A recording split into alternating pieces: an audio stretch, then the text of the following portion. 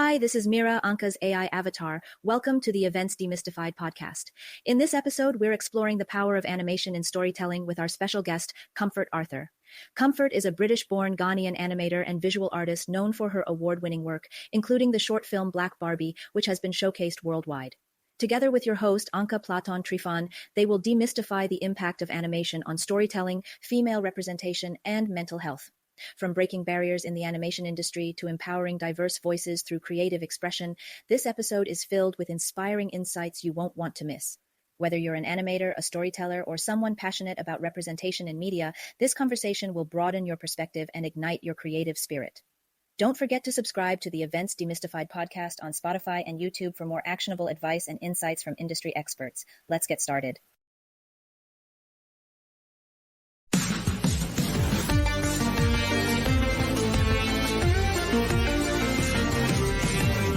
Welcome to Events Demystified podcast, where we explore and demystify the world of in-person, virtual, hybrid event AV production and technology by sharing insightful tips, tricks and tactics to make your events a success.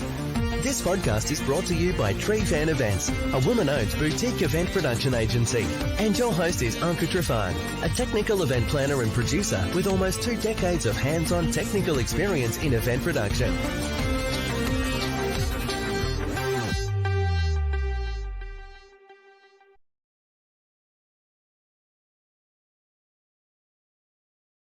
Hey everyone, and welcome back to the Events Demystified podcast. I'm Anca Platon Trifan, your host, and today we're going to demystify a topic that we haven't really touched on before, which is the impact of animation on storytelling and female representation. Creating compelling stories through animation is no easy feat, but our guest today has mastered the art, and we've got our guest, 𝐂𝐿𝐴𝐻 Arthur, to demystify what does that mean and break it down for us. 𝐂𝐿𝐴𝐻 is a British-born Ghanaian, not Canadian, animator and a visual artist known for her award-winning work that has been screened in over 50 films, festivals, nationwide and worldwide. Her short film, Black Barbie, has been a hit across the globe, highlighting issues of female representation.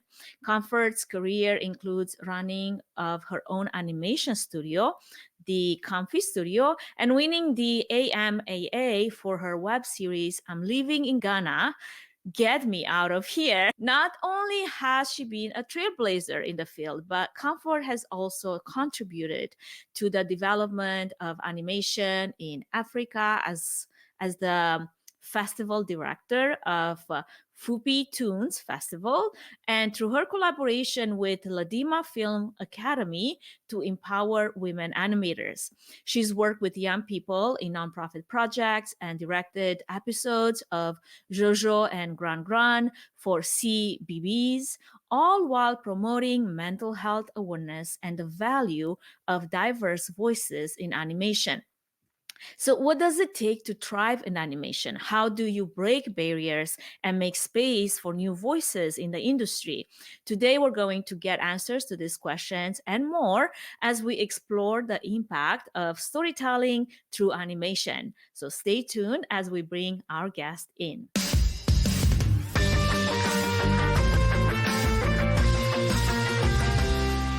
𝐂𝐿𝐴𝐻, welcome to the show. How are you doing today? I'm doing great. Thank you for having me on here. I know the time difference is a bit crazy. I think about 5 hours apart or something like that. But I'm so grateful to be on this show. And I'm so grateful. Even how we met was really funny, especially from South by Southwest. It's crazy that a big film festival, we meet in uncircumstances situations, and then, we have this connection. I'm now on your show. So thank you for having me here. Absolutely. Well, as a matter of fact, I remember how we just ran into each other. I think it was at like Pupuri. I know, and you wanted a picture taken, and I was like, okay. And then I started speaking a little bit of Romanian. Yes, and I was like, wait a second, this does not make any sense. We have to investigate further. But that's the power of networking. And I think, especially as a filmmaker, you need to find ways to weave into connecting to people. And I think film festivals is a brilliant way to meet people that you possibly won't meet if you're in your own country. So that was really cool. So, yeah. I totally agree. I actually I met you, and then I met another friend from New Zealand Oh, that nice. we just both connected, and then we spent some time doing different things and joining different activations. And now we're friends on LinkedIn, but we keep in touch via LinkedIn. And I'm excited to keep in touch with you via the podcast and following your journey. I love your show, and we're going to touch on that a little later. But I want to start with the beginning because I feel like you have quite a fascinating story to tell, and it's a story of resilience and how you've worked in a supermarket for 7 years before your animation career really took off. And I'm pretty sure when you do that for such a long time, at one point I'm wondering if you ever lost hope that it will ever happen.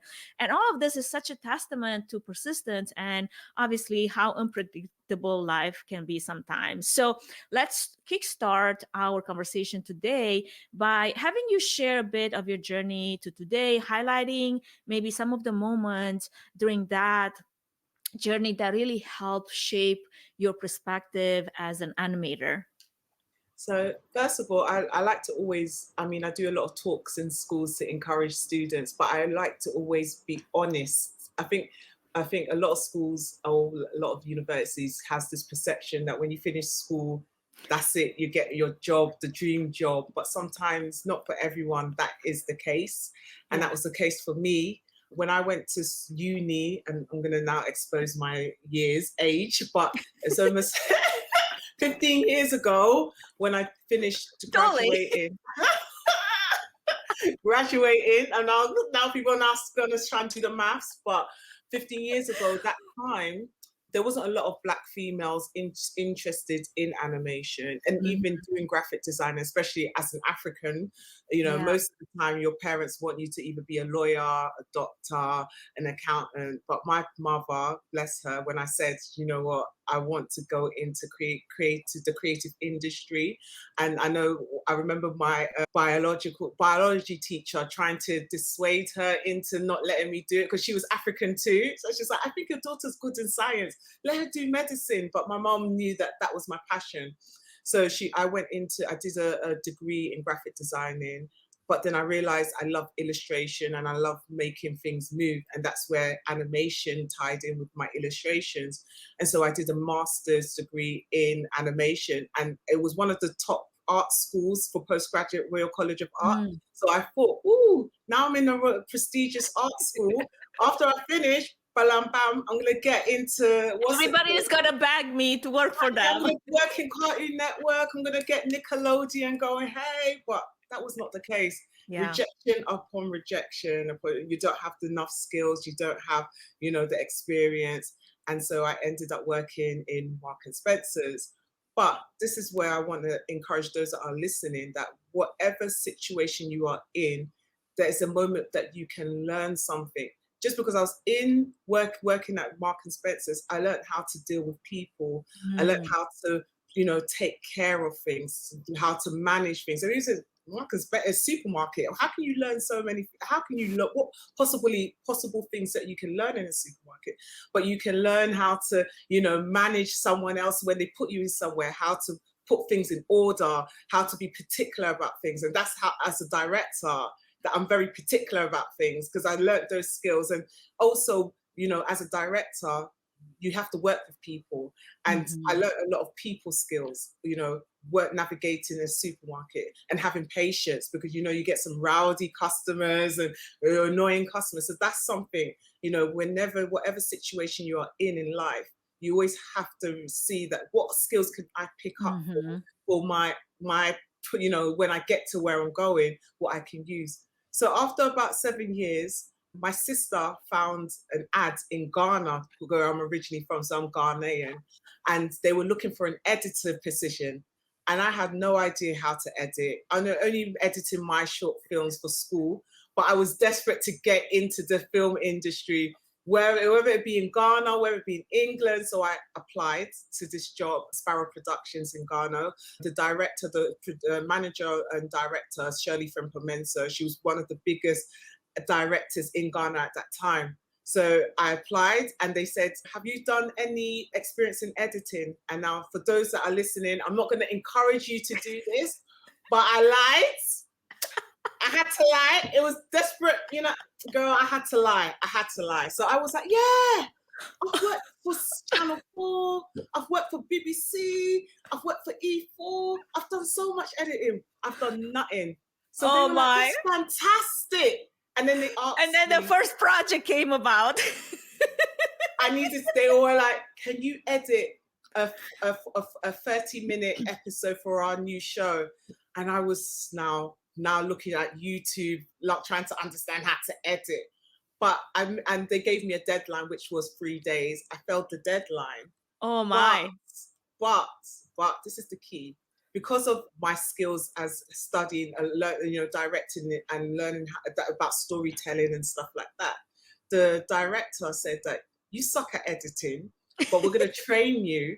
But we've realized you're actually a good storyteller for your cuts. You didn't finish everything, you know, the deadline, but your storytelling is great. And we would like to have you as an editor. We're going to train you up and then, you know, take on the role as the senior editor for our company. And that's how I moved to Ghana, from London to Ghana, and forgot about the UK for 8 years. I was living in Ghana, working as an editor for 3 years.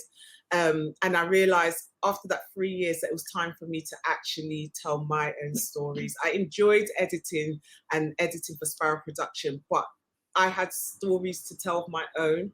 And so I resigned and did my first film, The Peculiar Life of a Spider, that got into a few festivals. Then I did Black Barbie, which is the film that got my name into so many film festivals.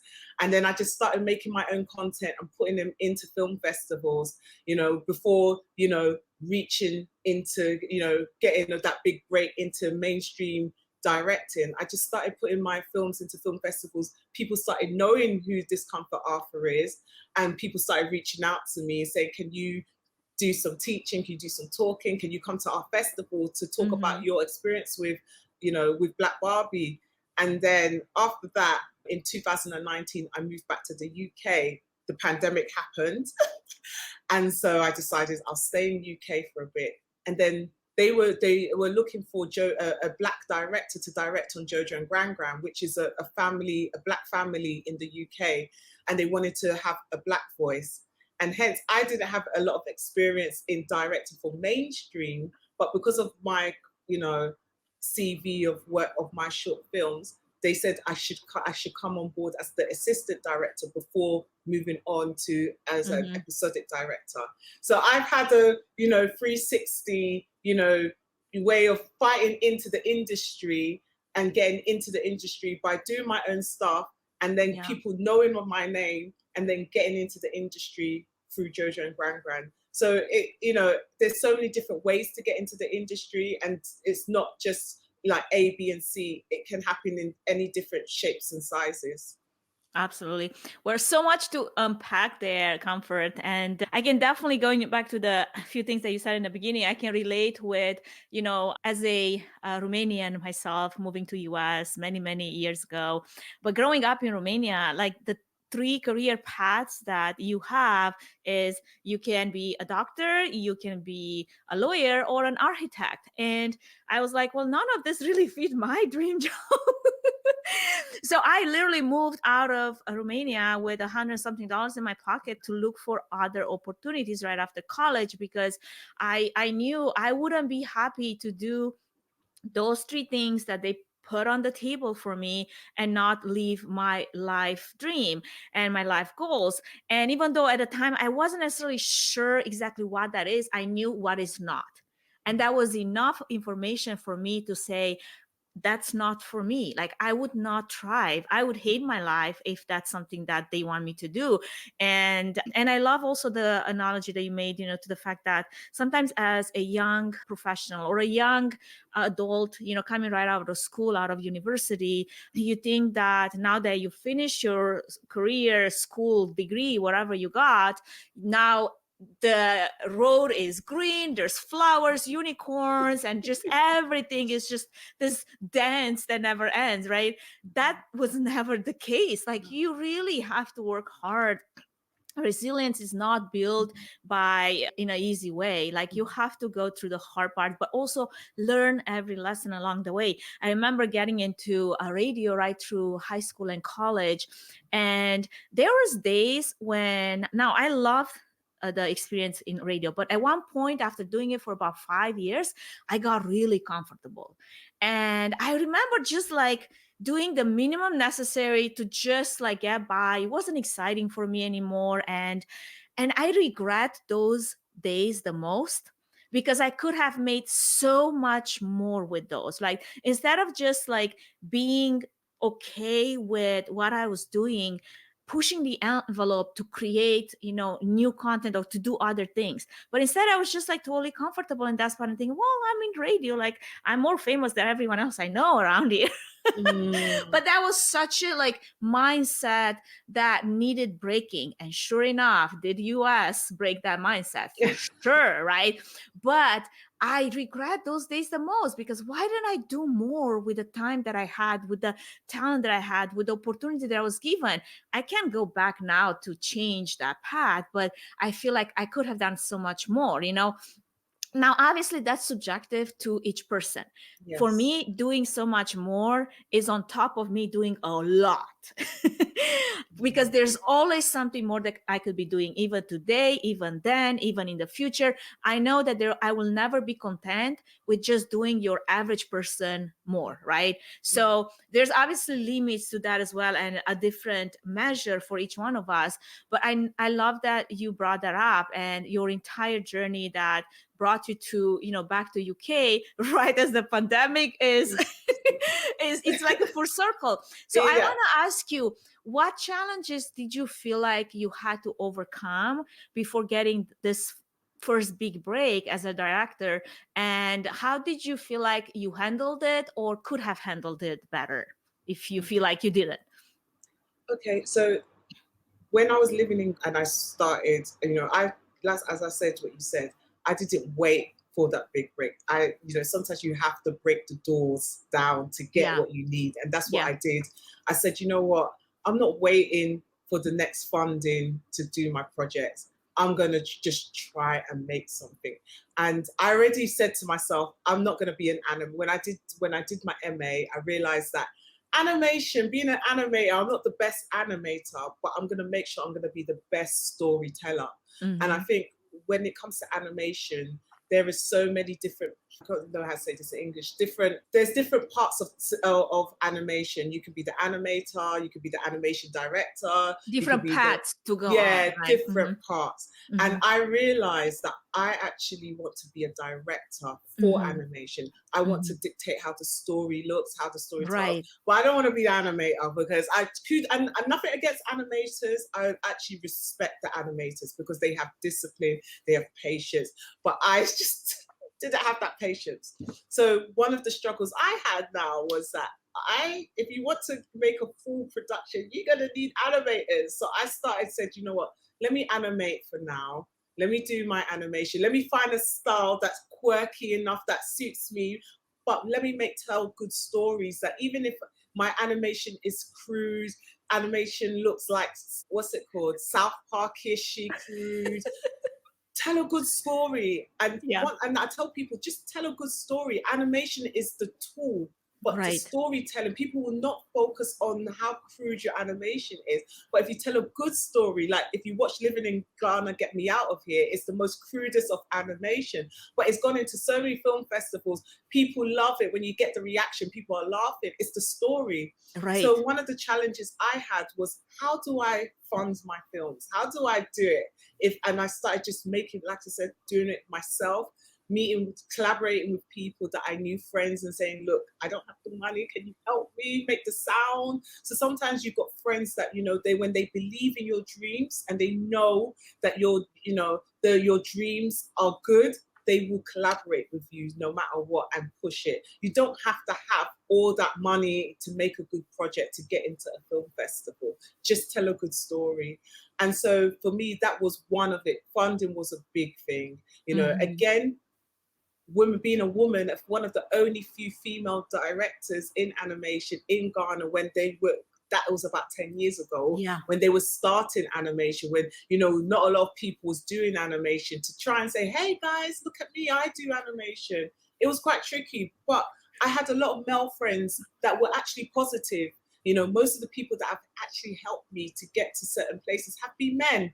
So, that has been brilliant. And I didn't feel, ostracized, but it was tough for me to get myself out there, because animation can be a very male orientated field, especially when you get to the directing level.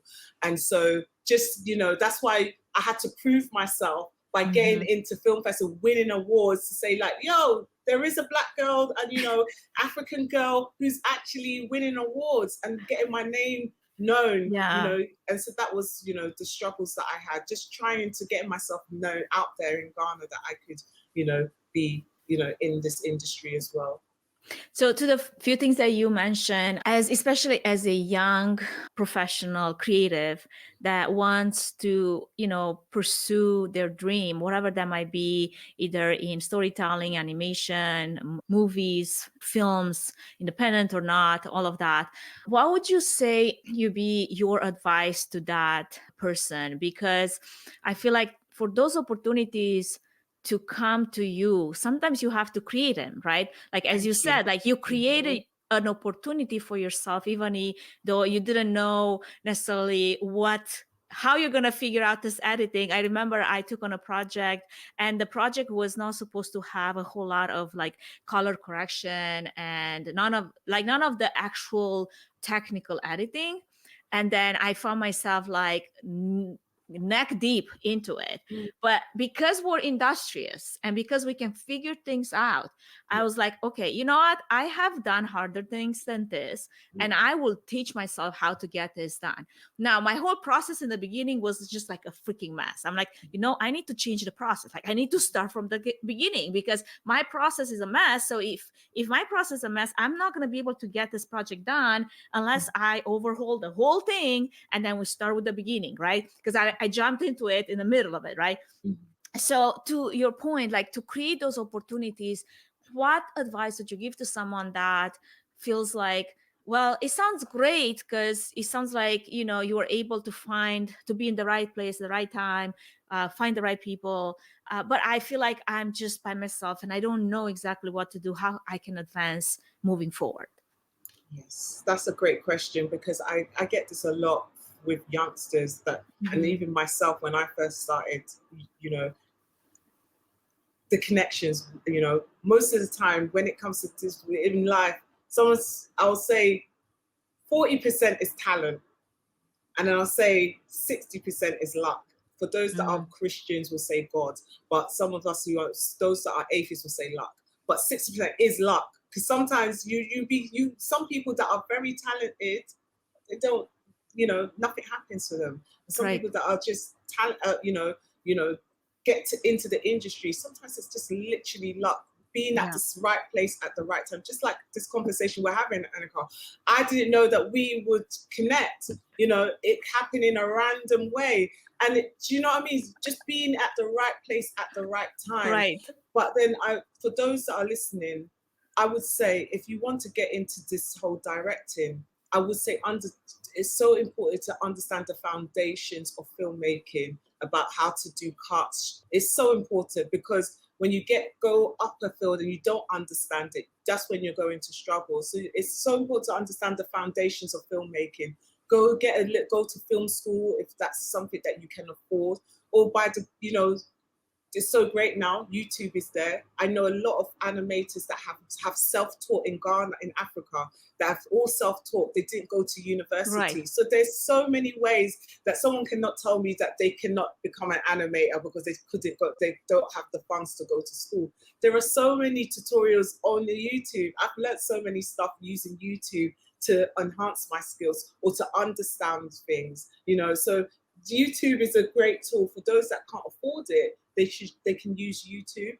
Also, I would say as well, going to film festivals is a great way to network, especially if you're a student. They have student discounts. Mm-hmm. That's a great way to meet people, and that's the place where people that you feel that are in high positions, they become so relaxed that you can just start talking to anybody. I realized that in South by Southwest, I started talking to all these people that I possibly would never, ever be able to have talked to them if we were outside those, film festivals. So I always say film festivals are great because then also you get to meet people that are young that you could potentially collaborate in your projects. So I would say go to film festivals. Also, get the foundations of animation or directing if that's what you want to do. If you don't want to be an animator and you just want to focus on directing, I would say, start making your own shorts and get them into film festivals. Because, getting into becoming a director, there's the old version way of doing it by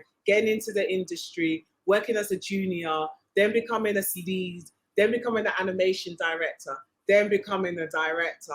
There's loads of stages, but it didn't happen for me like that. I went straight into the role as a director with 𝐂𝐻𝐿𝐻 and 𝐵𝐵𝐵𝐵. But because I had the foundations of understanding filmmaking, it wasn't difficult for me to get into Absolutely. that. Are there any opportunities for anyone that is interested to learn to maybe volunteer? Like I remember when I got into visual production and I wanted to learn sound engineering, and I was going to school, but really they didn't have necessarily a degree for live sound or reinforcement. Eventually they did, but at the beginning I was like, okay, so where is the one place that I could volunteer to learn hands-on some of those practical lessons so that I feel more prepared when it's time to, apply a lot of the theory, right? Like I didn't just want to learn the theory, learn the books, and then, I know everything on paper, but actually I don't really have a year for it, right? I wanted to test myself. So I went into churches. Churches always need volunteers to run production behind the scenes, running videos, running slides, streaming, lighting, all those things. And they are more than willing to teach you. Now, obviously, we got to go into a larger house of worship that has a solid production to learn anything, because some of the smaller ones would be like something like super tiny. It's like there's really not a lot to really learn here. But I'm curious, in film and when it comes to directing and animation, are there opportunities to volunteer hands-on to learn some of those practical lessons? So it depends on the production company. Some productions that does like internships whereby, like with 𝐂𝐻𝐿𝐻 and 𝐵𝐵𝐵𝐵, we had spaces where people did come in. So even though I was assistant director on it before, season 3 becoming the episodic director, there was a few people that came where we did have, they had like 3 weeks internship, or was it a month or 2 months, learning the pipeline of animation. We've had work experience as well. So it depends on the production company per se, if they are doing that, which I think most companies should do that. But again, they will have to, it's about budgeting and finances. So I get why some production companies may not offer those roles because of, finances, because, you have to pay people to work. You can't let people work, come there for free. So it is a tricky thing, but I think more companies should do that, because I think you only under, like for me per se, when I got into 𝐂𝐻𝐿𝐻, working within a proper industry rather than doing my own personal work, I learned by actually going, like you said, working for the, in a company, learning the pipeline, learning how to work with more people. So I think there is a benefit for actually doing work experience or finding internships to just work somewhere. Absolutely. Now let's talk a little bit about I can only imagine that bringing Black Barbie to life must have been quite an experience, and winning the AMAA as the first Ghanaian director is a big deal. And obviously your determination to get there was impressive. Now, beyond your own projects, you've also put such an effort into festivals, as you mentioned, programs, training, education, which is very important for nurturing talent. But I'm curious, what was your creative process in bringing Black Barbie to life, and what does its success say about representation, especially in African animation? So I did Black Barbie in 2016, before this much discussion about representation happened. Right. So that was quite interesting, because I realized there was a need to discuss it, but no one was talking about it. And so so what happened was, I read the story of Black Barbie is about myself and my discovery of loving my skin, because when I was about 24, I started using bleaching products to try and lighten my skin. Thank God that I love my skin so much now. But I decided to do that film because of my little cousin, who was very dark skinned, and she hated her skin and she wanted to bleach as well. And I was like, why do you want to do this? But then I realized, but that's what I had thought about my own. I had self-hatred for my own self.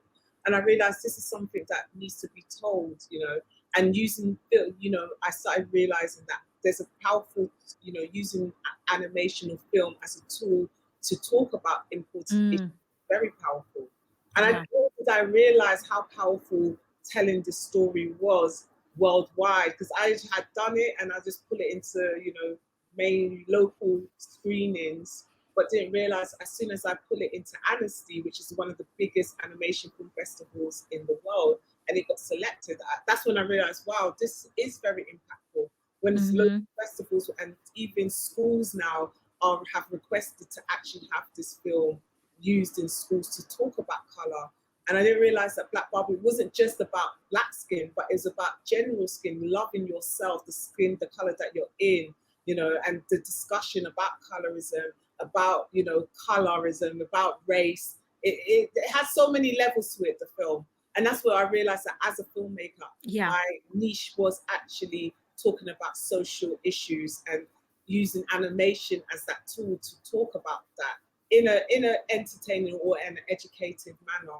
And that led me to more other projects later on to talk about it and use it to get people to discuss about things that they might find hard to talk about it face to face, but using animation to provide that platform for them to actually talk about difficult issues.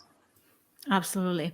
Well, I give you kudos for all the work that you have put on making sure that there is a conversation is happening and there's representation, especially in African animation, and you're bringing that to the mainstream, right? Because unless you live in that environment, you wouldn't be able to, one, present the actual situation, but also talk about it from both sides. Like, here's me living in it, but also from the outside, living in UK, you can remove yourself from it and then still see it subjectively, right? So I feel like that's a very important piece, because you want to be both objective and subjective to this matter.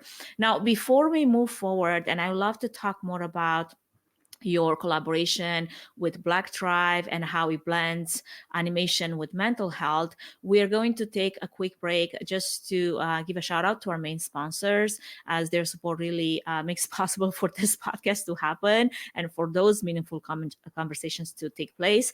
And then we'll be right back, continuing our conversation. So don't go anywhere. We'll be right back.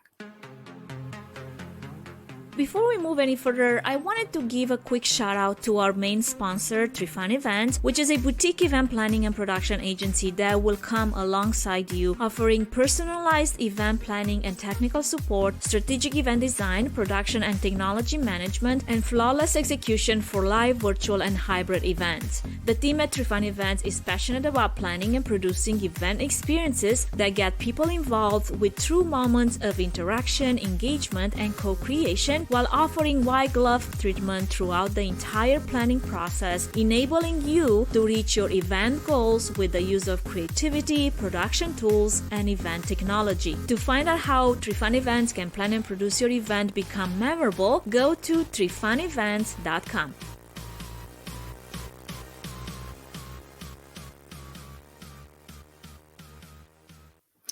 Welcome back, friends. If you're just tuning in, we're here with the Comfort Arthur, the talented animator and founder of the Comfy Studio.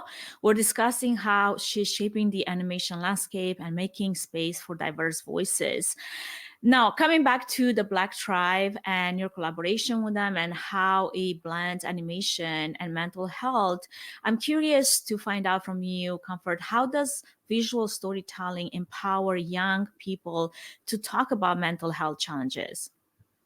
So I am working on a project now, hence why I was in South by Southwest, on mental health animation to use as a tool to discuss mental health. I've always been interested with mental health and animation, even when I was doing my master's degree, which my dissertation was actually about animation and the power it can be used to help with animation. Hence why I decided to collaborate with an organization called Black Barbie in 2020 and got young, especially at the time when COVID had happened, a lot of kids were going through a lot. And one thing I realized is, animation has that power to get kids, when you're making things and, doing your own thing, it's can be very therapeutic. And so in 2020, we collaborated together to get young children, especially underrepresented children, to tell their own stories and their own experiences about their time during lockdown. And it was very powerful, especially what the results were. You see these kids were able to tell their story, how they felt, rather than, keeping it locked in themselves. And that's the power of using animation. And that's what I want to explore more, how, I can use film to tell stories about mental health and get people discussing more. Because a lot of people are going through stuff, but, they don't want to express it. And so animation, to me, I found that it is quite a powerful tool to get people to express themselves in a creative way, rather than saying what they're going through, but expressing it through storytelling. Absolutely. So with that, I guess, was it working on 𝐂𝐻𝐻𝐿 and Gran that brought that on, or was it something that you were concerned with way before that? And to anyone that doesn't know, I just find out from Comfort that CBBS is the BBC's version of children's stories. Yeah, so basically it's a network. So you have BBC, which is like, everyone knows BBC, but CBBS is like is a network for children's shows from the BBC, basically. Yeah. Well, I want to know, first off, what type of skills, like unique skills, does directing a children's series bring to your storytelling toolkit? And then you can, if you have any more that you want to talk about on promoting mental health awareness through this particular show, that you felt like for anyone that is looking to make it accessible and provide resources in a creative way, what should be the steps to follow to get there? So just to clarify, 𝐂𝐻𝐻𝐿 and Gran was a different project to the mental health thing. That was more of my own personal. So I just wanted to clarify that. Just put that on record. The difference. So 𝐂𝐻𝐻𝐿 and Gran was actually an opportunity for me to direct on mainstream, which I'm sure someone that's listening is actually probably wants to be focused on how do you get into mainstream directing. Right. And so again, like I said earlier on, some people work up the ladder to get it from working as a junior to But personally, I want to hear for you, like what type of skills do you feel like it brought? Because I feel like it's a different type of project altogether, right? Yes. Definitely, directing for kids is not different from directing normal, adult content. But you're telling a story. You're telling stories so that children can understand. So you have to be a kid yourself. Yeah. No, at some point you have to think like, How would a Like a kid. child understand? Yeah. Exactly. How do I visually tell these stories so that children will actually understand it? Yeah. Because you can't, you know, when you're telling a story to adults, they can understand things much more easier. But when it comes to kids, you have to be, especially in terms of your visual language, how do I tell these stories? But children are not silly and they're not stupid. They understand, they pick up things very easily, you know, but you have to keep them very entertained. Yes. So it's very important, you know, making it very action. With Jojo and Gran Gran, you know, we had a lot of montages, so we were able to make it use a lot of actions, you know, a lot of singing and stuff like that. So that's very important. If you're directing for kids content, how do I tell a story that kids will pick up on, kids will be entertained, you know, using all the skills that you learn in film, you know, in film language. How do I keep them entertained? It's the same thing it applied in terms of my directing, breaking down scripts, you know, knowing the tools to tell like close-ups and wide angles, knowing the film language and applying it to the short film into animation for kids. You know, you don't want to make make all the shots long shots. You need to be creative as well. You think creatively how you're going to tell a shot, why you're using these shots, you know. And so for me, that was very important. But also working with a bigger team. You know, a lot of people think directing is just calling the shots, but you're also managing your team. You know, you as a director, you have a blueprint, which is your episode. This is how I envision it, just like if you're doing a short film, but you now have to trust other people to bring that vision. You're like, when I was doing my short films, I was doing everything. But when I was working on a mainstream show, I was delegating to the team, trying to get them to understand my vision. So you have to be very articulate. You have to make sure everything that you are saying in your animatic, for those that don't know, animatic is like as a storyboard, moving storyboard. So you need to make sure your whole team understands this is your vision, because if they don't, you know, these are all individual creatives. They're going to try and put their own creative, you know, which is no problem, but you have to, as a director, you're steering everybody to your direction. So you're managing your vision, basically. Exactly. And this is what people don't realize about directing. It's not just, you know, I'm the director and that's it. You know, I'm just calling the shots. Everything at the end, any mistake, you hold it. It's all, you know, your team can make a mistake, but at the end of the day, no one's going to blame the, you know, visual effects for doing something wrong. They're going to blame you because you are the director. So you have to be also have a good attention to detail. You can't be, you know, you have to challenge also if your team is not doing what you want. You need to speak up. I had that problem when I first started. I'm a very introverted person. If people don't agree, may not believe it, but I am. And when I was in the I think most creatives are forced to be what I call ambiverts, because for a limited amount of time, I can be an extrovert and I will reserve those times for when I need to be. But then most of the time I am like by myself and I love it.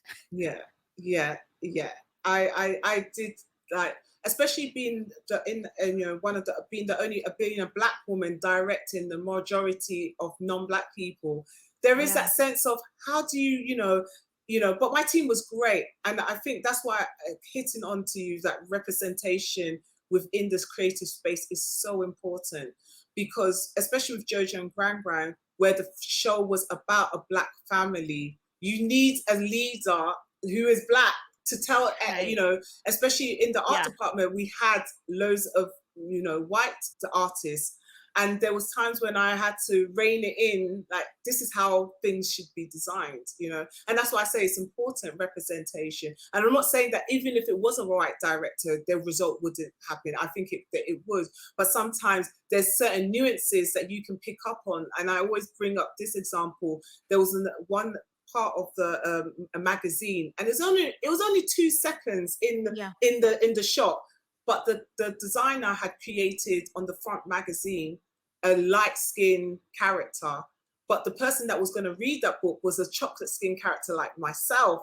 And so I told the designer, can we just change the model to be dark skin? And I explained the whole issue about colorism. And that's what, that just 2 seconds in of shot is, so a child might look at that and say, "Ooh." So that's why I'm saying it's so important. Just little nuances. It is not a big thing, but it's not a big thing to change. But those little things, when you're a woman of color and you're in those spaces, you can actually, as a director, dictate that, no, this is what you need to do.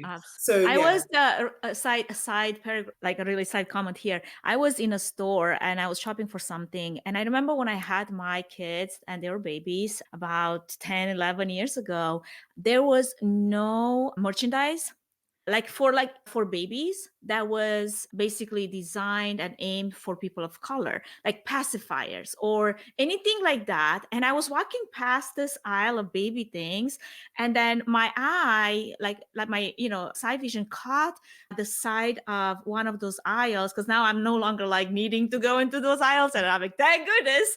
But I caught my eye and I saw this list of like this long like offering of pacifiers of different hues, all the way from like white to dark chocolate to all the color scheme. And I was like, I stopped and I was sort of like impressed and happy that we finally came to realize.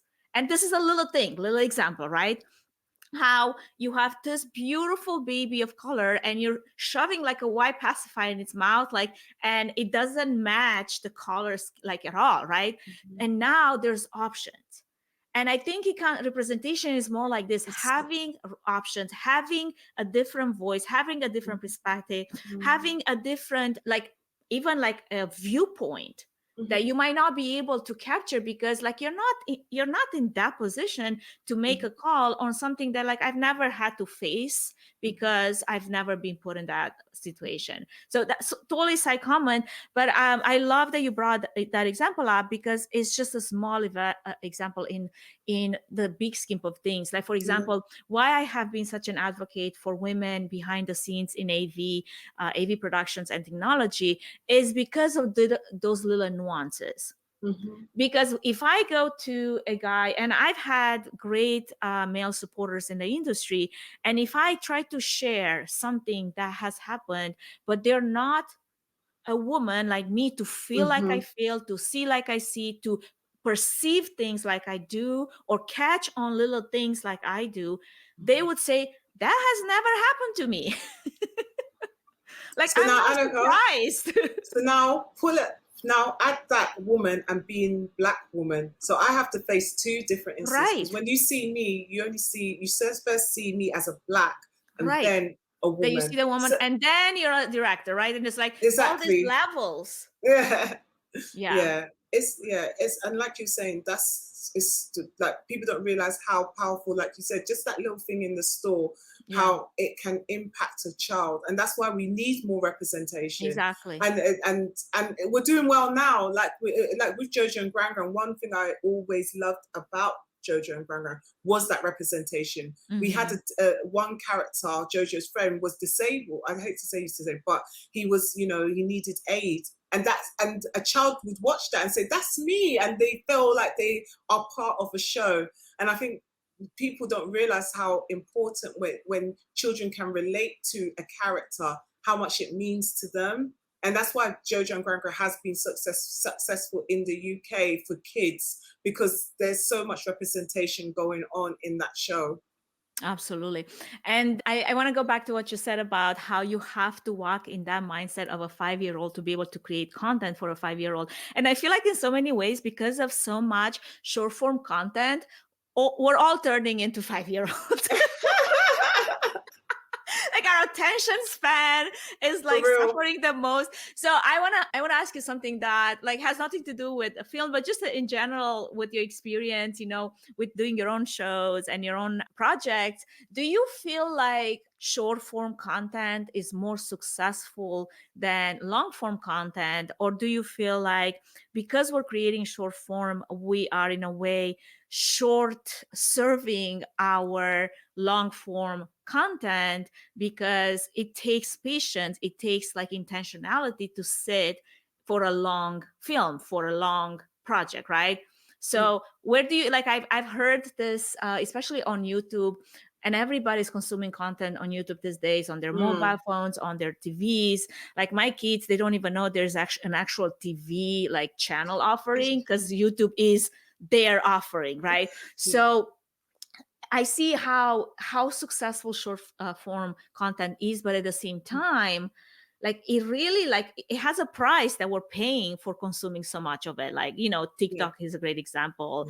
And but then conversations like this, right, that can go up to an hour, they take intentionality. They need time to be consumed. You need to actually give it some bandwidth to take it in, right? So I'm curious where you stand on that front.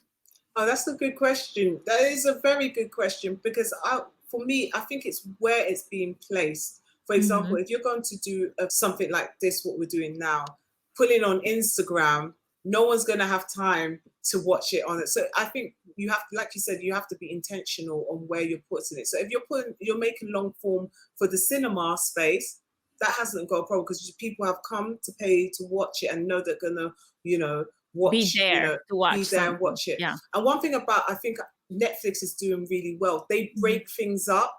So, when you're watching a show, they have, and it's very episodic, but if you put them all together, it's probably, you could put it all together and it'd be a long format film. So sometimes they break it up so that you can watch a bit of it, then go away and do what you need to do. Like, I feel like Netflix miniseries and shows used to be like about 50 minutes long. Now they're all down to 20. Yes. Because, again, it goes back to like how we're training our minds to pay attention for short periods of time. Yes, exactly. I think, again, I think there's nothing wrong with short form. I even actually find it actually harder to direct short form, because you have to tell a story in a short amount of time. But with long form, you can get into the nuances of your storytelling. You can, play things out a bit longer, expand on your story. But when you're telling short form, so I think short form is actually harder to work with, because if you're saying tell a story in 30 seconds, how are you going to tell a story in 30 seconds? How are you going to get there? But, this young generation, I have so much respect for them, because how they're going about it in Instagram, telling their reels and telling a story in 30 seconds to get people to like it. That's the beauty. So I think a lot of these young generation, they've caught on how to tell stories in a short amount of time to get their audience, So you need to know your audience, and also it's about where you're putting your space. I have no problem with long form, but if I had the money to do long form, I would do it. But with animation, the longer it is, the more expensive. So I've been so used to doing short form filmmaking. And now AI has come into the mix, which is a complete. I mean, I want to touch on that before we end the conversation, because it's a big disruptor. So, how have you seen it either help or maybe be a disservice to the industry as you know it? I know, because this question always comes up at the end. How do you find about AI? And the funny thing is, AI has been here for time. I agree. Lots of people don't realize this. If you go to the supermarkets now, they've been using AI. We've been using AI. So absolutely, like I don't know if you do shop on Amazon, right? Like you have Amazon Prime and all that. But like our habits of shopping have been dictated by algorithms for at least 20 years. 20 years. It's just now the language is frightening people. Artificial intelligence. Right. I know, right? So that's why I'm just like, when the industry, when it came about AI, everyone was like, oh my God, it's going to affect animation. We're going to lose our jobs as a director. We're finished. The whole thing is over. Armageddon's about to start. We're going to it's the end of time. But no, I'm actually embracing AI. I think there's limits to AI. It's Absolutely. a computer. That's why, as a human being, as a director, you can use AI to speed things up. For me, I'm dyslexic, so I use ChatGPT to help me formulate stuff. And then, this is how to write this, and then I can articulate myself. Because one of the things I struggle is articulating my what I need things doing. So I just go on ChatGPT to help me write this. And then I just then fix it up, and then I send what I need to send. So that's positive, But where, some people are worried is that, if we use AI, it's the time, it's going to cut down things, like cut down the amount of animators to use on a project. But I don't think so. I think with AI, it's just going to speed up the process that an animator needs to use to key in stuff, but I don't think you can never take the creativity and pull it into a computer to be creative. Yet. Absolutely. I say that yet. I don't know. But for now, I don't think you can take, the creative out of the director. Like for me as a director, you need me, any director, to dictate the creativity of a story. And AI can't do that. It's very limited, So as for now, I'm not worried about AI. Before we conclude today's conversation, because again, for me, kind of coming full circle as we touch on representation, which is the reason why we connect in the first place. Also, maybe you speaking a little bit of Romanian. But also the importance of sticking with it, being resilient and determined, and finding opportunities, even though they're not always given to you, and then creating opportunities for others. Because, as someone that has come from working her way up from where you were, I love your passion for education and providing educational opportunities for others that might want to embrace the same career choice that you have. But all of that comes down to also our mental health, mental and physical fitness. And especially for creatives and for professionals, that can be a hard balance because that takes a toll. So I'm curious for yourself, how do you support your mental and physical fitness, and how important do you feel like it is for creative professionals?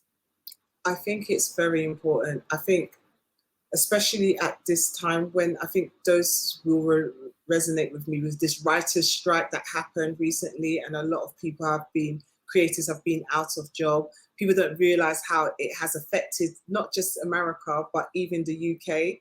A lot of people, of creators that were thriving in the industry, are now out of, jobs, and that does a lot to someone's mental health, especially even their own, their own self. Like, you've been working in the industry for years, and now just trying to work, work, in the industry is difficult, So there are a lot of people in the industry are going through mental health issues, and I can't say, this is what you should do. But for me, I'm not gonna lie, I like to travel.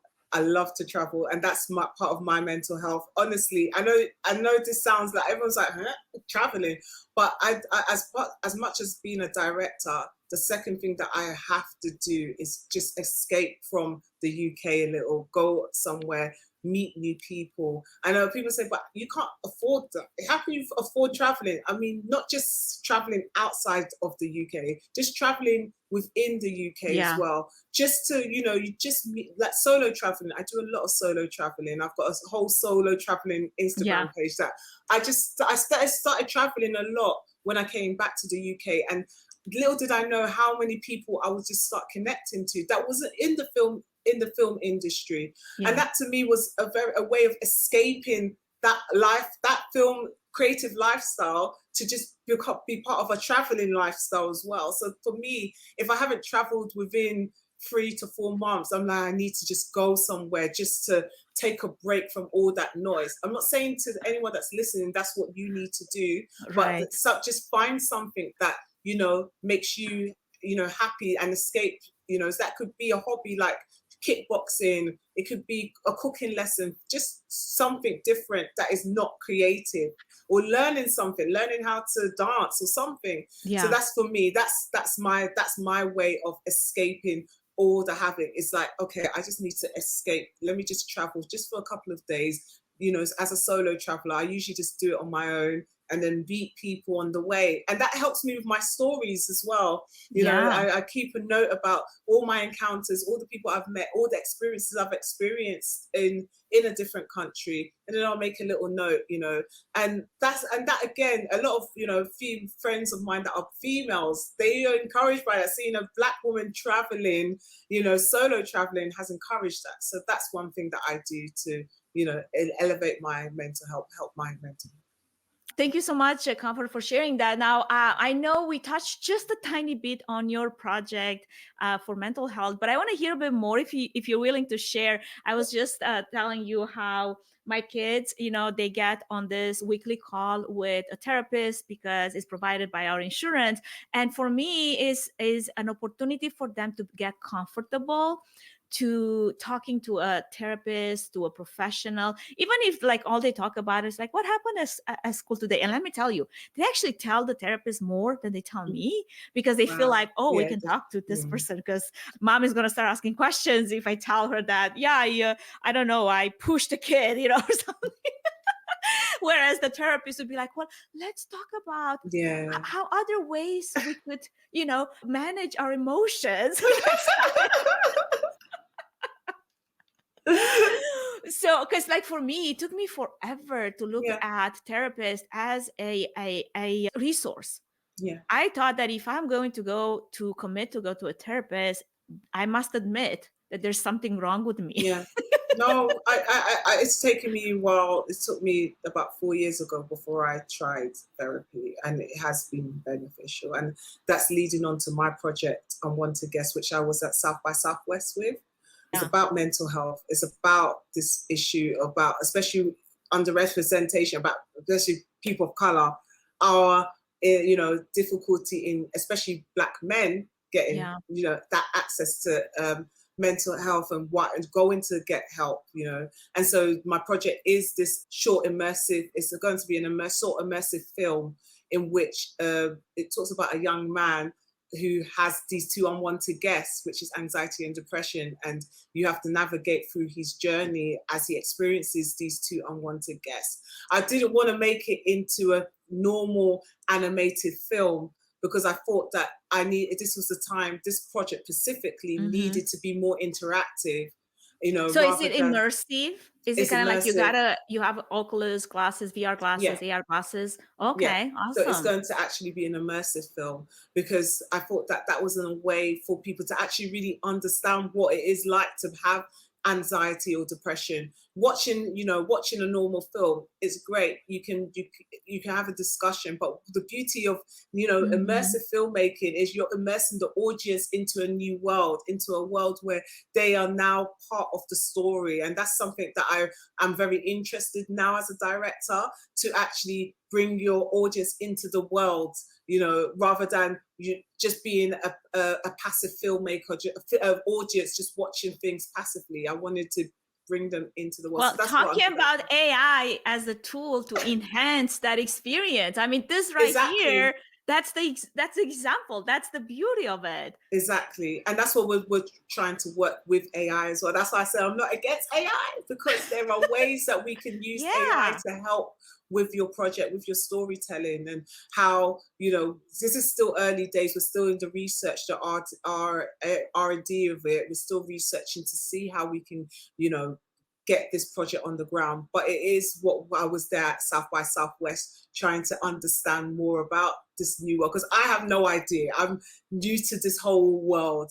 And so that's why, it was so important for me to be at South by Southwest to see what is currently on the market, how are people telling, and there was a few projects already that are using immersive filmmaking to talk about mental health. Well, one company that I met from the UK called, Anagram, brilliant company, and they use using immersive filmmaking to talk about schizophrenia, talk about ADHD, and then there was one. Did you see the one that we're talking about grief?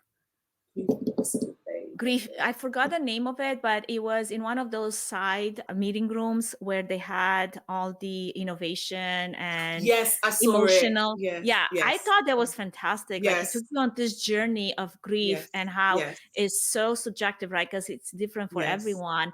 But it's kind of like that immersive experience that you are taking on this person's emotional journey, and you can put yourself in their shoes, like for real now. So if you have someone that is dealing with that and you don't know how to help them, or you don't know what they're feeling, if you go through that, hopefully by the end of it, you can support them somehow, or at least understand or be aware. and even not even just the person, but you as well, to understand what they are going through, because it's Right. it's so interesting that it's sad that when you have a friend that's depressed or going through emotion, you may not know how to, like you said, deal with it or understand what they're going through. There's some unhealthy languages that some people say, oh, you can just Just get grow over up. it. Over it, man. Just, Yeah. you'll be all right. Just get over it. Just go Yeah. Just out and think do of positive things. things. Those unhelpful dialogues, Yeah. and it doesn't help, because that's that. We know that depression isn't that like that. Someone can't just snap out of it. You can't. Some people just can't literally snap out of Yeah. depression. It So can be such a chemical imbalance that you exactly don't even know if why. that needs to be medicated or it needs to be Exactly. addressed by a professional. And Exactly. even yourself, you're trying to figure out yourself, right? Because I'm like, I don't know why I'm feeling this way. And Exactly. there's days when I'm open to it. Like I open to the people around me, like, this is what I'm feeling. I don't understand why. I would Exactly. like to know, but this is what's happening right now, right? But Exactly. not everybody is so aware to say it or vocalize it. So then Exactly. being able to assist in one way or another, I love that technology can enable that. Exactly. And that's why the beauty, people don't realize this beauty of the creatives here, the technology here, and the scientists are here. And we all need to collaborate together. It's not like me being in my corner, the technology people Yeah. in the one We corner, need and the to break the scientists. We silos. actually need to come together to do projects like this. And this is the beauty. When I went to South by Southwest, you could literally see how much collaboration it was involved with the projects. And I think that's something that we more and more needs to happen, that collaboration. I love it. Well, I really, truly enjoyed our conversation. I'm so happy that we followed up and we made it happen. Yeah. And with your busy schedule, with my schedule, and our, even our time difference, which is Yeah. not 5 hours, Comfy. It's not 5 hours. Oh wow, it's not. Uh, Oh, is it what's more than that? 6 hours or well, what time is your time right now? it's six. It's six. It's 7 Six. hours. 7 hours. Oh my god, so Okay. 6:15 now. Well, 6:11, 11 past 6 Yeah. Well, p.m. we made it. We made Oh, it. yeah. So Oh for my any god, that is for crazy. anyone that would like to maybe connect with you and learn more about you, actually be part of your storytelling and your future stories, where can they do that, and where they can learn more about your projects and everything that you're doing, including this new project that you started on? So you can find me on Instagram, which is lady_comfy. And then you can check out my website, which is www.thecomfystudios.com. And you And then spell comfy COMFY for anyone that's wondering, because yeah. probably some of us, we were going to want to add an H No, everywhere. no. No, this comfy. The comfy. As for what's on my logo, thecomfystudios.com. Love And it. then you can follow me on LinkedIn and Comfort Alpha.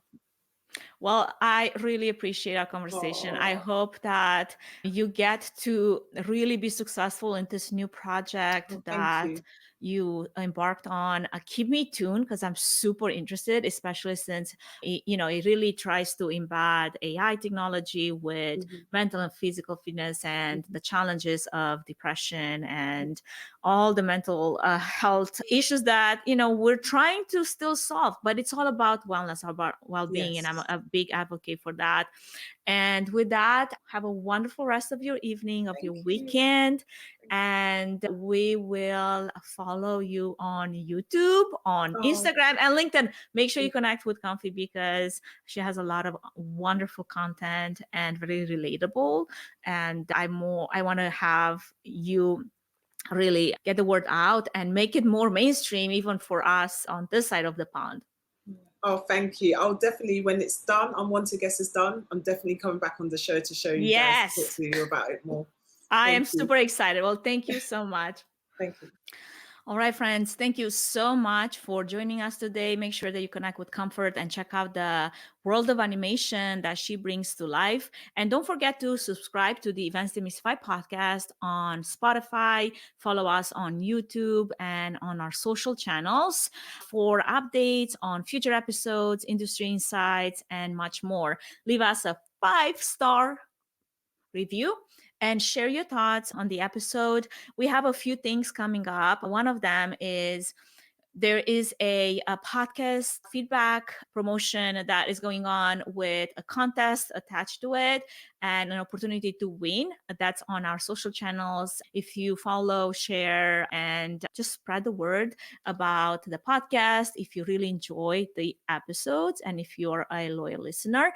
And then for our next season, which will launch for our 5-year anniversary in July, we are taking stories of event wins or event disasters. So if you're a meeting professional, a event professional, any professional in the event space that have had some war stories that you like to share with us, I will bring on a co-host, Megan Martin, and we are going to vent about it, right?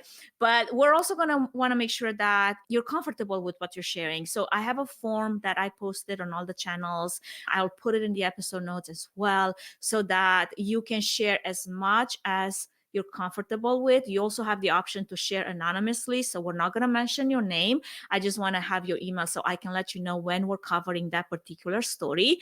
And we're going to go to town talking about it, trying to solve it, maybe bring different perspectives on it, bring our listeners into it, and just have a good conversation. So if you have one of those stories, please do not delay to send it to us. Use the form that is going to be in the episode notes, as well as on our channels on LinkedIn, on Facebook, Spotify, as well as Instagram, TikTok. I don't know. We're on all of the channels. By now, you probably know that content is very easy to be redistributed with AI. So it's definitely going out there. Okay, with that, thank you for tuning in. This is your host, Anca Platon Trifan.